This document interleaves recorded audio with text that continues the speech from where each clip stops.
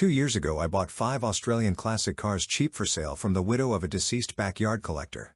The widow has died and now the grandson has threatened to sue as he wanted the cars. Grandson is a lawyer. All updates. Posted by Direct Caterpillar 77.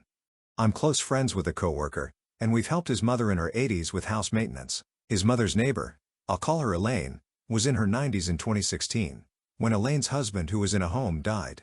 While doing maintenance on my coworker's mother's house, I drove there in my 1975 Falcon, and Elaine came out to ask me to have a look at some cars I might like that had belonged to her husband. I won't go into detail except 3 were in good drivable condition and worth a decent figure, and 2 more were ruined but good parts cars. At the time I couldn't afford anywhere near what they were genuinely worth. 2 are at least in the top 5 desirable Australian classics. I told her what they could fetch on the open market, but she was happy to take $5,000 for all 5 cars, well under their value. She wanted to make sure they went to someone who would appreciate them, and I paid for and collected them a week later, and I still have the 3 good ones, 2 now on historic registration and the other in storage.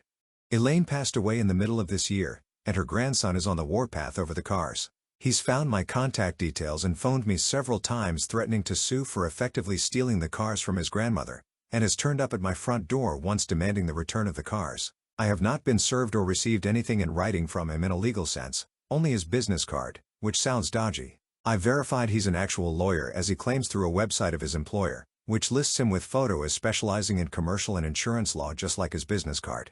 I'd have expected if there was a real legal issue with the ownership of the cars, it would be in relation to the grandmother's estate proceedings, and I'd be contacted by mail by someone acting as executor, not via phone calls and doorstop visits by one angry smug bastard acting like it's happening between me and him alone.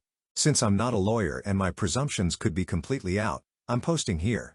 If need be, I could now afford the market price of all the cars. Is the grandson likely to have a case, and should I find a lawyer of my own? Relevant comments.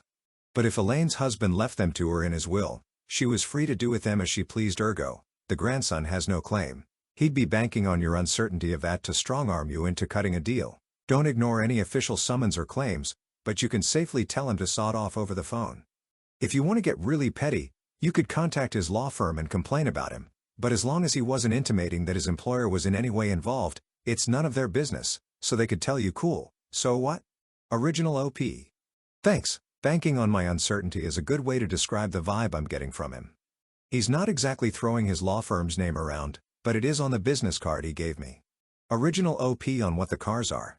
I feel more comfortable describing them now after reading the responses here. One registered is an ZGT replica in nice shape built from a Fairmont.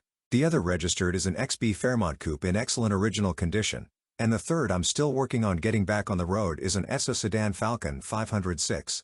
The last 2 were wrecks and have already been parted out and the good bits kept. A spare SAW sedan and an XW that looks like it had spent 30 years as yard art. The XW collapsed at the torque boxes in plenum while being trailered and nearly came off in 2 pieces, but worth it for the glass and trim alone.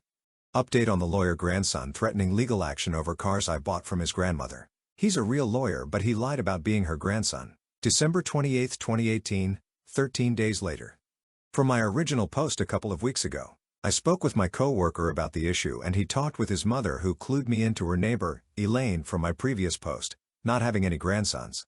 My coworker's mother is still in contact with Elaine's son and daughter as they own and still work on Elaine's old house next door.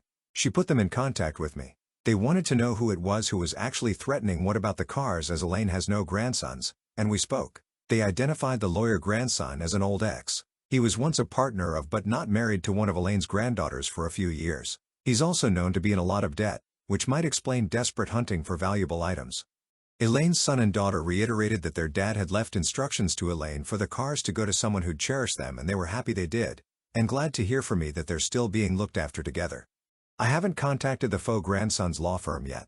I have a lot of evidence of his misrepresentations to me, and after Googling NSW law I'm not 100% sure of the legality of all of it, especially about sharing my home security and dashcam recordings directly to the other firm, or even speaking directly to them. I'll go through my own legal representation there as a filter on what I need to give them to make sure they know of his behavior linked to their firm. Small update, fake grandson came around twice more. I now have multiple records of him visiting my residence, threats via text and many phone calls to me after I asked him to not contact me again except in writing. Complaints have been made through my lawyer to his firm and relevant regulatory bodies. I informed him of the complaints on Thursday and reiterated not to contact me again, and I haven't heard a peep from him since. Last update, fake grandson had already been dismissed from the firm before my lawyer and I complained, and he already has complaints against him for other reasons.